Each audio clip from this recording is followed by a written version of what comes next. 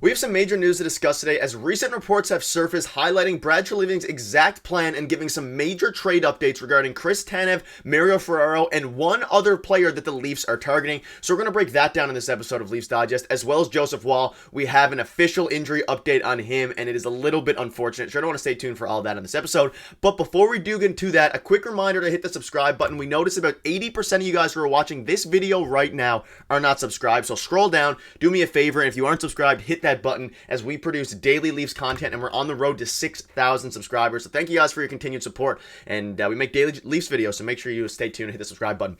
All right, let's not waste any more time. Let's get right into it today. We have a lot of news to discuss, specifically regarding a major trade update from David Pagnotta, a reporter, as well as, of course, the Joseph Woll injury update. And let's start with the major trade news. Now, we're all familiar that, especially given this goalie injury situation, the Timothy Liljegren injury, the blue line being lackluster, Brad Treliving needs to make a move, and he needs to make one fairly soon. And we got some very valuable insight and inside information about what Brad Treliving is feeling right now and how the current trade plans are developing. So here are the notes from David Pagnotta's podcast. He says, Leafs forever, notes via David Pagnotta. He said an offer was not formally made by the Leafs for the Flames defenseman Chris Tanev and Nikita Zadorov in a package, and that the Leafs have inquired about Flyers defenseman Sean Walker and Rasmus Ristolainen. We discussed Ristolainen in a previous video. We have not discussed Sean Walker, so he's an interesting one. And then the final jot note here is Pagnotta believes that the Leafs are interested in Sharks defenseman Mario Ferraro. Now, this is a lot to unpack, and we also have some tidbits from Elliotte Friedman, but taking this at face value, we can see that an offer was not formally made for the package of Chris Tanev and Nikita Zadorov. Now, it doesn't specify in this tweet whether they made a specific offer for Nikita Zadorov on his own. Elliotte Friedman seemed to think so, as we reported in previous videos. It seems to be that the Leafs did make a formal offer for Nikita Zadorov, but not the package. And again, the big holding point and the big reason we don't have Nikita Zadorov on the Leafs right now instead of the Vancouver Canucks is because the Leafs did not want to retain the Flames did not want to retain any salary, so they put it all on the Calgary Flames, and the Leafs, unfortunately, did not want to do that, which makes sense in itself. Now, that does not mean they're out on Chris Tanev. What it does mean is that, again, they didn't make an offer for both of them, and we have multiple reports indicating from Elliotte Friedman that Chris Tanev might be the number one priority for the Toronto Maple Leafs because he has shown an indication from inside reports and inside sources to potentially be willing to re-sign in Toronto if he gets traded. So let's look at a couple of these. This is Elliotte Friedman on the 32 Thoughts podcast. He said there's definitely a feeling around the league Toronto is confident it can sign Tanev, and this is talking about Chris Tanev if they trade for him in the coming days. And this was another one saying Elliotte thinks Toronto is still in on Tanev and said some people told him that Calgary will try to keep him.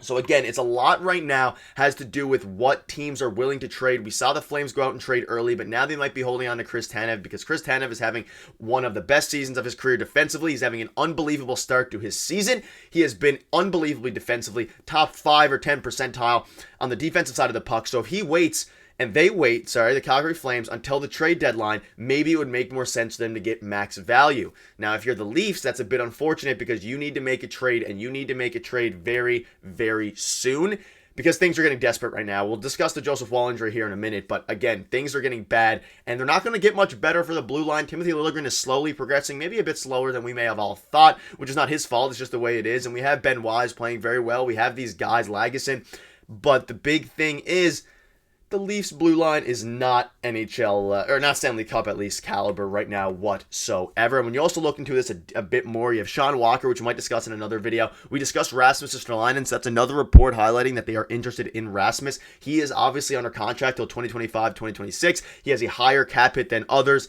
a pretty big cap hit in that. And they also believes interested in Sharks Mario Ferraro, who we discussed in, I believe, yesterday's video, or the day before yesterday's video with Darius.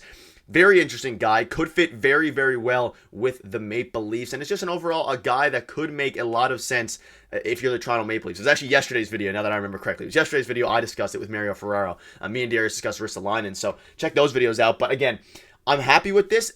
Brad Treliving is shopping, but he isn't tipping his hand as he searches for defensemen. Lots of calls and no offers yet. And a lot of that, I would say, has to do with the fact that ultimately teams are holding out on their defensemen. When you're looking at Ristolainen, when you're looking at Mario Ferraro, when you're looking at Sean Walker, these are guys that if you wait till the deadline and you really want to trade them, it would make more sense to have a teams get into bidding wars unless they're overwhelmed by an offer. And I guess for some reason the Flames, well, obviously Nikita Zadorov requested a trade from the Flames, so they were more pressured to get him gone. But with Chris Tanev, who's an unrestricted pending free agent, he has not requested a trade, so there's no rush to trade him. And then finally, of course, we have the Flyers, who are also competing right now and playing well, so that might make them less likely to make a big blockbuster trade.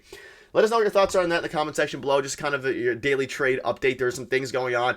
The reason we keep bringing this up is because the Leafs' #1 target and priority right now is trading for a defenseman and now maybe even a goalie, because we have a Joseph Woll injury update now. Yesterday's video, we discussed how a lot of players are speaking out on how good Joseph Woll has been. Unfortunately, today, we have an official update. Now, I want you to leave in the comments whether you think this is a good update or a bad update.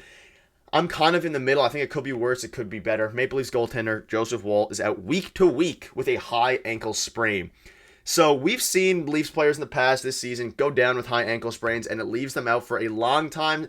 Ankle sprains are not something you mess with. If you are not, they take a long time to recover, especially because obviously the ankle is probably the most important thing for a goaltender, for a skater. He is going to be out for a while. Some people are saying out for the season. I don't think it's that severe, but you have people on Twitter reacting. Not great news, but honestly better than I was expecting with how things looked on Thursday. Woll probably misses 5 to 7 weeks. I think that's being a little bit generous. I would guess 2 to 3 months for him to get fully recovered, but it depends on how much recovery he does, how much they rush the process getting him back, because our goalie situation right now is not stellar at all. When you look at Joseph Woll's stats, he's had such an unbelievable career as a Maple Leaf. He's having a great season, 2.8 GA in 15 games. His sample size is getting up there. This is the most games he's played in an NHL season.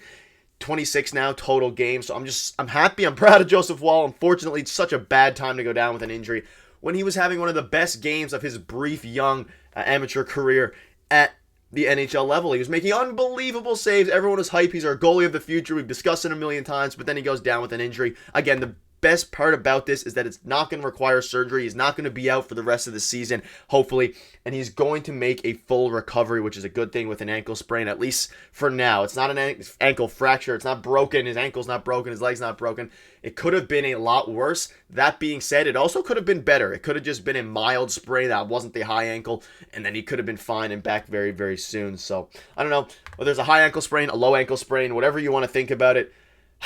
High ankle sprain, low ankle sprain. At the end of the day, he is going to be out for a little bit of time, and that's very unfortunate as Ilya Samsonov starts tonight in goal for the Maple Leafs with Joseph Woll sidelined. So, Ilya Samsonov and Martin Jones are going to be the pairing right now, and I want you to let me know in the comment section down below, do you think that Martin Jones and Ilya Samsonov can hold it down for the 1 to 2 months that Joseph Woll is going to be out? Because I'm not entirely convinced, but I also am not sure if they're going to make a move, because we've had Sheldon Keefe come out and speak out on Martin Jones, saying that this is why you have and you sign veteran guys. And Martin Jones has been in the league for a long time. He's 33 years old. He has hundreds of NHL games. So if you think he can hold it down in the absence of Joseph Woll, then I think we'll be okay. But again, Samsonov is having the worst season of his career. It's been a horrible, horrible start to the season. I really hope he can turn it around and maybe get in a little bit of a rhythm. So by the time Joseph Woll comes back, Samsonov's in a rhythm, and then we have a solid 1 to 2 pair goaltending tandem. So that'll wrap up the video. Let us know what your thoughts are on this, and let me know what your thoughts are on the Samsonov-Martin Jones duo. Thank you guys for watching. Hopefully we take care of business against Nashville tonight, and we'll see you guys in the next video. Cheers.